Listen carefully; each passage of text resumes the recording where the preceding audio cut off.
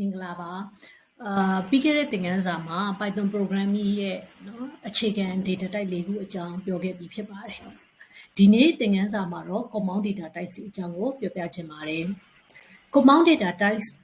မှာ၄မျိုးရှိပါတယ်Tuple, list, dictionary and set ဆိုပြီး၄မျိုးရှိတယ်အဲ့တော့နာမည်က compound data type လို့ပြောတဲ့အတိုင်းပဲသူဒီ more than one data type ပေါ့နော်ခုနအခြေခံ basic data type တွေဖြစ်တဲ့ integer string float boolean ဒီ data type တွေကိုပေါင်းပြီးတော့ရောထည့်လို့ရတယ်အဲ့ဒါကို compound data type လို့ခေါ်တာဟုတ်ပြီနော်အဲ့တော့ compound data type ထဲမှာပထမဆုံးစပြီးတော့လေ့လာမယ့် data type က tuple data type alright tuple data type ကိုရေးတဲ့အခါမှာဘာနဲ့ရေးလေးရှိတယ်ဆိုရင် round bracket ကိုအသုံးပြုပြီးတော့ရေးလေးရှိတယ်ခုနကပြောပြခဲ့တယ်လို့ပဲသူဒီ compound data type ဖြစ်တဲ့အတွက် variable အမျိုးအစားတွေအားလုံးကိုပေါင်းပြီးရောရေးလို့ရတယ်ဥပမာဒီမှာကြည့်လိုက်နော် compound data type variable ထဲမှာ variable 3ခု element 3ခုရှိတယ်ပေါ့ဒီ variable ထဲမှာနော်ဒီ space ထဲမှာ element 3မျိုးရှိတယ်ပထမ element ဒီ string အမျိုးအစားဒုတိယ element က integer တတိယ element က integerဟုတ်ပြီနော်အဲ့တော့ဒီမှာ string ကို integer ကိုအကုန်ပေါင်းပြီးတော့မှရေးလို့ရတယ် variable တစ်ခုထဲမှာထည့်လို့ရတယ်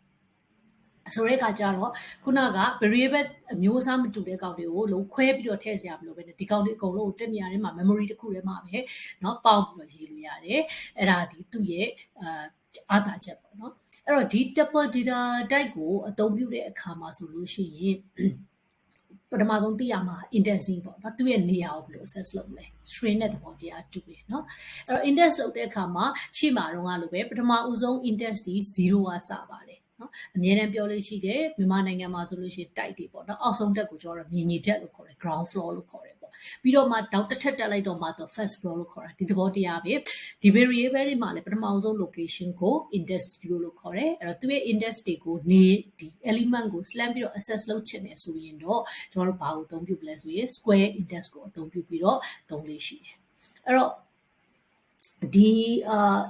string မှာတော့ပြောခဲ့သလိုပဲဒီမှာ positive indexing သုံးသလို negative indexing နဲ့သုံးလို့ရတယ်ဟိုနောက်ဆုံးကနေစရေးမယ်ဆိုရင် -1 ပေါ့နော်ဒါဆိုရင်5ဒီ -1 နေရာမှာရှိမယ် right အဲ့တော့ဒီ indexing တွေမှာ nested tuple တွေလည်းဖြစ်နိုင်တယ်ဆိုလိုတဲ့သဘောကဒီအပြင် tuple ထဲမှာအတွင်းထဲမှာ tuple တွေထပ်ရှိနေတာမျိုးเนาะအတွင်းထဲမှာ tuple ဒီမှာဆိုရင် element 3ခုပေါ့ဒါပေမဲ့ second element နဲ့ third element ဒီ tuple တွေပဲဖြစ်တယ်okay တွေ့လိမ့်မယ်အဲ့တော့ဒီ index တွေကိုဆက်ပြီးတော့ access လုပ်မယ်ဆိုရင်တော့ကျွန်တော်တို့ဘာကိုသုံးမလဲဆိုလို့ရှိရင်ဟလာဒီ nested index လို့ပို့အတွက်ဆိုလို့ရှိရင် layer တွေနဲ့ပေါ့နော်ပထမဆုံး layer ဒုတိယ layer အဲ့တော့ဘာနဲ့တရန်တူတယ်လဲဆိုလို့ရှိရင်ဥပမာကျွန်တော်တို့ကအခုရန်ကုန်ကအိမ်ကိုသွားခြင်းတယ်ဆိုပါစို့เนาะအဲ့ဒီအိမ်ကိုသွားဖို့အတွက်ဆိုရင်ပထမဦးဆုံးဘာကိုသွားမလဲရန်ကုန်ကိုသွားမယ်အဲ့ဒီရန်ကုန်ထဲမှာ location ဖြစ်တဲ့ရက်ကွက်ကိုသွားမယ်အဲ့ဒီရက်ကွက်ကနေမှကျွန်တော်တို့ကကိုလိုချင်တဲ့ type ကိုသွားမယ်အဲ့ဒီ type ထဲမှာအလွှာကိုသွားမယ်အခန်းကိုသွားမယ်စသဖြင့်အဲ့လိုအစင်းစင်သွားတယ်လို့ပဲဒီပုံစံမှာဆိုရင်သူက nested tuple ဒီ element 3ခုရှိတဲ့အတွက်ကြောင့်ကျွန်တော်တို့က age ကို access လုပ်ချင်တယ်ဆိုရင်ပထမဆုံးသူ့ရဲ့အပြင်ခွင်ကိုအရင်သွားမယ်အဲ့တော့ဒီမျိုးဒီindex 0မှာရှိတယ် second tuple ဒီ index 1မှာရှိတယ်ဆိုတော့ index 1ကိုအရင်သွားမယ်သွားပြီးတော့တဲ့အခါမှာအဲ့1ကိုသွားကြည့်လိုက်တဲ့အခါကျသူက element 2ခုရှိတယ် age နဲ့32ရဲ့ဒါဆိုရင်ပထမ element ဒီကို access လုပ်ချင်တယ်ဆိုရင် index 0မှာရှိမယ်ဒါဆိုတော့ nested tuple 1 0ဒီပါနေနေလဲဆိုရင်ဒီကောင် access လုပ်လိုက်မယ်ဆိုရင် age ကိုရမယ်ဟုတ်ပြီနော်အဲ့တော့ဒီ variable ကြီးတစ်ခုထဲမှာပဲသူကအလွှာတွေအများကြီးနဲ့အသုံးပြုလို့ရတာပေါ့အဲ့ဘာနဲ့တရန်တူတယ်လဲဆိုရင်ငငယ်တုန်းက math မှာသင်ခဲ့ရတဲ့ array နဲ့ပုံတရန်တူတာကိုမြင်လိမ့်မယ် matrix တွေပေါ့နော် matrix တွေမှာဆို 2D dimension 3 dimension ဒီသဘောတရားပါပဲ okay အဲ့တော့ဒီမှာ tuple ကိုအသုံးပြုတယ်okay နောက်တစ်ခုပါရှိမလဲဆိုလို့ရှိရင် tuple နဲ့ပတ်သက်တဲ့အခါမှာ tuple မှာလည်းအများကြီးပေါ့နော် tuple မှာလည်း method တွေသူရဲ့ကိုယ်ပိုင် method တွေရှိမယ်အဲ့တော့combine လုပ်လို့ရမယ်အဲ့တော့ tuple နှစ်ခုကို concatenate လုပ်ချင်တယ်ဆိုလို့ရှိရင်ကျွန်တော်တို့လွယ်လွယ်လေးပဲ plus sign သုံးပြီးတန်းပြီးတော့ concat လုပ်လိုက်လို့ရတယ်ဆိုတော့ဒီပေါ် tuple နှစ်ခုကိုပေါင်းတာပေါ့နော်အဲ့တော့ပထမ tuple နဲ့ဒုတိယ tuple ကိုပေါင်းဖို့အတွက်ဆိုလို့ရှိရင် plus ခံပြီးရေးလိုက်တယ်ဆိုရင်အကုန်လုံးကိုတစ်ခုထဲမှာထည့်သွားမယ်အဲ့တော့ဒီ tuple ထဲမှာ element ဘယ်နှခုရှိသလဲလို့သိချင်လို့ရှိရင်ဒုစံတိုင်း len ကိုအသုံးပြုမယ် particular location မှာရှိနေတဲ့ element ကိုလှမ်းပြီး access လုပ်ချင်တယ်ဆိုရင် .index method ကိုသုံးလို့ရတယ်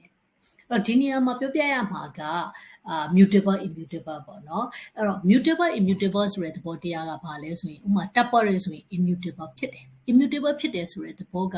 အခုဒီ variable တစ်ခုတည်းကိုဒီ tuple လို့ကြီးညာထားတဲ့เนาะဒီ variable တွေကို value တွေထည့်လိုက်ပြီဆိုပါစို့ဒီ memory space တွေကိုထည့်လိုက်ပြီဆိုရင်အဲ့ထဲမှာကျွန်တော်ကတစ်ခုကိုတွားပြီးတော့ပြောင်းချင်တယ်ဆိုရင် direct တွားပြီးတော့ access လုပ်ပြီးတော့တွားပြောင်းလို့မရဘူး computer ထဲမှာเนาะတွားပြီးအဲ့ဒီ memory ကို tangent replace လုပ်လို့မရဘူးအဲ့ဒါကို immutable လို့ခေါ်တယ်အဲ့တော့ immutable ဖြစ်တဲ့အားသာချက်ကဘာလဲဆိုလို့ရှိရင်အလွယ်တကူနဲ့ခုနကဒီ structure ထဲမှာရှိနေတဲ့ variable ကိုတော့ပြောင်းလို့မရဘူးပြောင်းချင်တော့လုပ်လို့ရတဲ့နည်းတွေတော့ရှိတာပေါ့เนาะ draw လုပ်မယ်ပြီးတော့မှ add ပြန်လုပ်တာမျိုးเนาะ plus နဲ့ပြန်လုပ်တာမျိုးဒါမျိုးတော့လုပ်လို့ရမယ်ဓာတ်ရိုက်သွားပြီးတော့ index ကို access လုပ်ပြီးတော့အပြင်ကနေပြောင်းလို့မရဘူးဒါက tuple ရဲ့ method နဲ့သဘောတရားတွေဟုတ်ပြီเนาะအဲ့တော့ဒုတိယတစ်ခု variable compound variable data type ကပြောပြချင်တာကဘာလဲဆိုလို့ရှိရင် list data type เนาะ list ဒီကျွန်တော်ခုနကပြောခဲ့တဲ့ matrix နဲ့သဘောတရား imitant တူတယ် list ကို data science မှာလည်းအများကြီးသုံးမှာဖြစ်တယ်အဲ့တော့ list variable ကြတော့ပုံစံရေးတဲ့ပုံစံ variable ကိုကြီးညာတဲ့ပုံစံတွေကအတူတူပဲအဲ့တော့ list ကြတော့ဘာနဲ့သုံးလဲဆိုတော့ square bracket နဲ့သုံးပြလို့ရှိတယ်ခုနက element တစ်ခုချင်းတွေရဲ့ဂျားထဲမှာဆိုလို့ရှိရင်တော့ comma ခံပြီးတော့အသုံးပြုမယ် compound data type လို့ပြောထားတဲ့အတွက်ဒီ list မှာလည်း variable အမျိုးမျိုးကိုအမျိုးအစားမတူတဲ့ variable တွေကိုပေါင်းပြီးတော့ variable တစ်ခုတည်းကိုထည့်လို့ရတယ်အမျိုးအစားမတူတဲ့ element တွေကို variable တစ်ခုတည်းမှာထည့်လို့ရတယ်နော်ဆိုရင်ဒီမှာဆိုလဲအဲ့လိုပဲပေါ့ပထမမျိုးက string ဒုတိယတစ်ကောင်နဲ့တတိယတစ်ကောင်က integer တွေဒါပေမဲ့သူတို့သုံးခုလုံးကို variable တစ်ခုထဲမှာထည့်လို့ရတယ်အဲ့တော့ compound data type လို့ပြောတယ်ခုနက tuple နဲ့ပုံသဏ္ဍာန်အတူတူပဲသူဒီလဲမလုပ်လို့ရလဲ index လုပ်တဲ့အခါမှာ access လုပ်လို့ရတယ်နော်အဲ့ပုံစံအတူတူပဲ access လုပ်တဲ့အခါမှာ index ဒီ0ကစမယ် positive index ဆိုရင် negative index ဆိုရင်ဟိုနောက်ကစရေးမယ် minus ကနေစပြောမယ်တကယ်လို့သူဒီ nested index ဖြစ်မယ်ဆိုလို့ရှိရင်လေlayer နဲ့ပေါ့နော်အလွှာနဲ့ဥပမာ double indexing လုပ်လို့ရမယ် triple indexing လုပ်လို့ရမယ်ခုနကပြောသလိုပဲရန်ကုန်ဝင်သွားမယ်ပြီး next quarter ကိုသွားမယ်ဒီလိုမျိုးသွားလို့ရတယ် okay list တွေကို concatenating လုပ်တဲ့အခါမှာကြတော့ list တွေကိုပေါင်းပြီးရေးတဲ့အခါမှာကြတော့သူက method အားဖြင့်ပြောမယ်ဆိုလို့ရှိရင် method ကဘာတွေရှိတယ်လဲဆိုတာကိုကြည့်အောင်နော်အဲ့တော့ပထမဆုံးရိုးရိုးရှင်းရှင်း method ကတော့ method အောက်မှာမရှိဘူးပေါ့နော်သူ operation ပေါ့ operator လုပ်တာကတော့ပေါင်းနဲ့ပေါင်းလိုက်ရင် operate လုပ်မယ် list တွေအကုန်လုံးပေါင်းပြီးတော့ concatenate လုပ်လို့ရတယ်ရေးလို့ရတယ်ပေါ့နောက်ထပ် method ကကြတော့ဗာလဲဆိုရင် extend method 2မျိုးရှိတယ် list ရအောင်ပါနံပါတ်1 method က extend နောက်တစ်ခု method ကကြတော့ append နော် extend ကဘာနဲ့ပုံစံတူလဲဆို plus နဲ့သဘောတရားအတူတူပဲသူက extend method ရဲ့အောက်မှာဆိုလို့ရှိရင် variables တွေကသူကအခုထားပါတော့နော် is header မှာဆိုရင် element 3ခုရှိတယ် is value မှာဆို element 3ခုရှိတယ်ဆိုရင် expand လုပ်လိုက်တယ် extend လုပ်လိုက်တယ်ဆိုရင်ဒီ is header ရဲ့ထဲမှာရှိနေတဲ့ variable တွေကို element တွေကိုဒီ is value ထဲမှာရှိနေတဲ့ element ကိုတွားထည့်လိုက်တာဒါဆိုအသစ်ဖြစ်လာမဲ့ဒီ list မှာ element 6ခုရှိသွားလိမ့်မယ်ဟုတ်ပြီနော်အဲ့တော့ extend method ကိုသုံးမယ်ဆိုလို့ရှိရင်ဒုတိယ list ထဲမှာရှိနေတဲ့ element တွေကိုပထမ list ထဲကိုတွားထည့်လိုက်တာဖြည့်ပြီးတော့ထည့်လိုက်တာပေါ့နောက် append method နောက် method list ထဲမှာရှိတဲ့နောက် method ကကြောင့် append method ကကြတော့ second variable ကိုသူကဒုတိယ variable ကိုသူဖြည့်မပြစ်ဘူးသူ့တိုင်းလေးပဲကင်ထားတယ်ကင်ထားပြီးတော့မှပထမ variable တွေကိုသွားထည့်လိုက်တာဒီမှာဆိုလို့ရှိရင်အသစ်ဖြစ်လာတဲ့ variable new ls2 မှာက variable ၄လုံးပဲ element ၄လုံးပဲရှိရဆိုတော့တွေ့နေမယ်နော် element ၄လုံးပဲရှိတယ်ပထမ element 3လုံးကတော့သူ့ငကို header ထဲမှာရှိတဲ့အတိုင်းပဲရှိမယ်ပြီးရင်နောက်လာတဲ့ element ကိုသူကဖြီမထုတ်လိုက်ဖြစ်နေ element အကုန်လုံးကို display ပဲထည့်လိုက်တာအဲ့တော့ဒီ list ရဲ့ဒီ append method က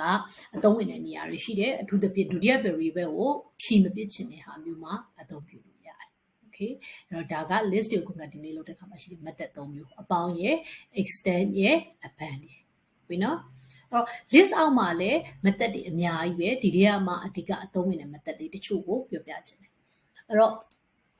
ထုံးစံအတိုင်း element ဘယ်နှလုံးလဲရှိလဲလို့သိချင်တဲ့အခါမှာ len ကိုသုံးတယ် location ကိုရှာချင်တဲ့အခါမှာ index ကိုသုံးတယ်ဒါပေမဲ့ tuple နဲ့မတူတဲ့အချက်က list ကဘာဖြစ်လဲဆိုလို့ရှိရင်သူဒီ mutable ဖြစ်တယ်ဆိုတဲ့သဘောကဒီ list ထဲမှာရှိနေတဲ့ element ကိုကဓာတ်ရိုက်သွားပြီးတော့ပြောင်းလို့ရတယ် index value ပေးပြီးတော့မှဓာတ်ရိုက်ပြောင်းလို့ရတယ်ဒါကို mutable လို့ခေါ်တာเนาะအဲ့တော့ဒီလို mutable ဖြစ်တဲ့အတွက်ကြောင့်မလို့ data တွေကိုအသုံးပြုတဲ့အခါမှာကိုကသတိထားဖို့လိုအပ်တယ်เนาะဒီရေနောက်လူကနေပြီးတော့ခါကြတော့လှမ်းပြီးတော့ index ကို access လုပ်ပြီးတော့ပြောင်းလို့ရတယ်နော်ဒါက mutable အားသာချက်အားနည်းချက်တော့ရှိတာပေါ့ mutable ဖြစ်တဲ့အတွက်ကောင်းတာတွေရှိသလိုမကောင်းတာတွေလည်းရှိတယ်ဒါလေးသိထားဖို့လိုပါတယ်အဲ့တော့ဟုတ်ပြီနောက်တစ်ခုအရေးကြီးတာ list တွေကကို copy လုပ်တဲ့နေရာမှာပေါ့နော်အဲ့တော့ computer ထဲမှာဘယ်လိုအလုပ်လုပ်လဲဆိုတာမျိုးလုံးနဲ့မြင်တယ်လို့ဆိုလို့ရှိရင်တော့နည်းနည်းလေးမျိုးလုံးနဲ့မြင်ကြည့်အောင်ပေါ့နော် computer ထဲမှာ variable တွေကိုဘယ်လိုသိမ်းတာလဲပေါ့ဆိုတော့အခုကျွန်တော်တို့က variable တစ်ခုကြီးညာလိုက်တယ်ကြီးညာလိုက်တယ်ဆိုဒီ variable က computer memory တွေကိုသွားပြီးတော့သိမ်းလိုက်မှာဟို computer memory တွေကိုဝင်သွားမှာပေါ့နော်ဝင်သွားမှာဆိုတော့အခုဒီမှာဆိုရင်ပထမဆုံး list variable ကို memory တနေရာယူလိုက်မှာပေါ့နော် memory တနေရာယူလိုက်မယ်ယူလိုက်ပြီးတော့ဒီ variable ကိုသွားသိမ်းမယ်command variable ဖြစ်တဲ့အတွက်ဒါ memory အများကြီးယူထားပါပေါ့နော် string ရော integer ရောပေါ့အဲ့တော့ဒီ memory ကိုသွားသိမ်းအဲ့တော့ copy by reference ဆိုတဲ့သဘောတရားကြတော့အခု variable အသစ်တစ်ခုကို copy လုပ်လိုက်ပြီဆိုလို့ရှိရင်သူကဘာလုပ်လဲဆိုရင်ဒီ variable နှစ်ခုလုံးဒီ computer ထဲမှာရှိနေတဲ့ memory address တစ်ခုတည်းကိုပဲတစ်ခုလုံးကိုပဲညွှန်းတာဒီ application မှာတော့ကိုက variable နှစ်ခုရှိတယ်ဒါပေမဲ့သူတို့ညွှန်းတဲ့ကောင်ဒီ address တစ်ခုတည်းကိုပဲညွှန်းထားတယ်အဲ့ဒီအတွက်ကြောင့်မလို့ကိုကဒီဘက်က variable တစ်ခုကိုเนาะ indexing သုံးပြီးပြောင်းလိုက်မယ်ဆိုရင်မူလ original က list ကလည်းပြောင်းသွားလိမ့်မယ် okay ဒါ mutable ဖြစ်တာရဲ့အားနည်းချက်လို့ပြောရင်ရတာပေါ့เนาะအဲ့တော့ copy by reference နဲ့ copy လိုက်တယ်ဆိုတဲ့သဘော variable နှစ်ခုကိုဒီတိုင်းပဲ equal sign နဲ့ကျွန်တော်တို့ copy လိုက်တယ်ဆိုရင်သူတို့ဒီ same address ကို point လုပ်နေတာဖြစ်တဲ့အတွက်ပထမတစ်ကောင်ရဲ့ index ကိုပြောင်းလိုက်ရင်ပထမတစ်ကောင်ရဲ့ဒီ particular index location တစ်ခုမှာရှိတဲ့เนาะတန်ဖိုး element ကိုပြောင်းလိုက်ရင်ဒုတိယကောင်ရဲ့ဟာကလည်းပြောင်းသွားလိမ့်မယ်အဲ့ဒါကို copy by reference လို့ခေါ်တယ်အဲ့တော့နောက်တစ်နည်းဘယ်လို copy လုပ်လို့ရလဲဆိုတော့သူ့ရဲ့okay sorry နောက်တစ်နည်း copy လုပ်တာကိုမပြောခဲ့ဒါလေးရဲ့ပုံစံကိုကြည့်ရအောင်เนาะကြည့်တော့အခုနကပြောခဲ့တဲ့ list variable က original variable ကျွန်တော်က new list ဆိုပြီးတော့လှမ်း copy လုပ်လိုက်တယ်ကို manipulate လုပ်ချင်တယ်ပြောင်းဖို့အတွက် new list ရဲ့เนาะindex 2မှာရှိတဲ့ element ကို status အဖြစ်ပြောင်းလိုက်တယ်ဆိုလိုတဲ့ဘောကဘာကိုပြောင်းလိုက်တာလဲဆိုရင် height ကို status အဖြစ်ပြောင်းလိုက်တယ်ကိုထင်တာက new list ကိုပဲပြောင်းတယ်လို့ထင်တာဒါပေမဲ့မဟုတ်ဘူးဒီမှာ copy by reference နဲ့ကူးထားတာဖြစ်တဲ့အတွက် new list မှာပြောင်းတယ်လို့ original list တွေလည်းပြောင်းသွားလိမ့်မယ်ဟုတ်ပြီနော်အဲ့တော့ဒီ index ကmutable ဖြစ်တဲ့အတွက်ဒီ index number ပေးပြီးတော့ direct ပြောင်းလို့ရတယ်။ direct ပြောင်းတဲ့အခါမှာလည်း copy by reference နဲ့ copy လုပ်ထားတာဖြစ်တဲ့အတွက် variable တစ်ခုတည်းမဟုတ်ဘူးနှစ်ခုလုံးပြောင်းသွားလိမ့်မယ်။ဒါဆိုရင်ဒုတိယ method ကိုကြည့်အောင်။ဒုတိယ method ကျတော့ copy by values ပေါ့။ copy by values ကျတော့ဘယ် method ကိုသုံးဖို့လိုလဲဆိုတော့ dot copy ကိုသုံးလို့ရတယ်။သုံးဖို့လိုလိမ့်မယ်။အဲ့တော့ dot copy method ကိုသုံးမယ်ဆိုရင်တော့Python မှာဘာလုပ်ထားပြီလဲဆိုရင်သူတို့နှစ်ခုဒီ memory ကိုပါကူးလိုက်တာခုနက copy by reference ကြောင့် memory save လုပ်နိုင်တယ်လေ location တစ်ခုလည်းပဲ point လုပ်ထားတာအခုကကြတော့နောက်ထပ် memory တစ်ခုလိုလာပြီ variable တစ်ခုကိုနောက်ထပ် memory အသစ်မှာ copy လုပ်လိုက်တယ် copy လုပ်လိုက်တဲ့အတွက်ကြောင့်မလို့သူ့ကိုတန်ဖိုးပြောင်းတဲ့အခါမှာခုန index ကိုယူပြီးတော့ပြောင်းတဲ့အခါမှာ new list ကပြောင်းသွားပြီမဲ့ original ကမပြောင်းပဲရှိနေလိမ့်မယ် okay right so ဒီမှာဆိုရင်ကြည့်လိုက်မူလ original မှာရှိတဲ့ index 2မှာရှိတဲ့ element လေးကို status ပြပြောင်းမိမယ် original list ကို print ထုတ်ကြည့်တဲ့အခါမှာသူဒီမူလအတိုင်းပဲရှိနေလိမ့်မယ်ဒါကိုက list ကိုအသုံးပြုတဲ့အခါမှာသတိထားပြီးရမှာဒီသင်ခန်းစာမှာတော့ data type ကို mix set သဘောမျိုးလေးပဲပြောပြတာဖြစ်တယ်နောက်ပိုင်းလေ့ကျင့်ခန်းတွေလုပ်လာတဲ့အခါမှာတော့ဒီ variable တစ်ခုsorry data type တစ်ခုချင်းစီရဲ့အားသာချက်အားနည်းချက်တွေကိုပို့ပြီးတော့မြင်လာပါလိမ့်မယ်နော်အဲ့တော့ဒီနေ့သင်ခန်းစာကနည်းနည်းလေးလေးရှည်သွားတော့ဒီနားမှာပဲရပ်ပါမယ်နောက်သင်ခန်းစာကြတော့မှ dictionary နဲ့ set ကျန်နေတဲ့ compound data type တစ်ခုကိုပြောပြပေးသွားမှာဖြစ်ပါတယ်ကျေးဇူးတင်ပါတယ်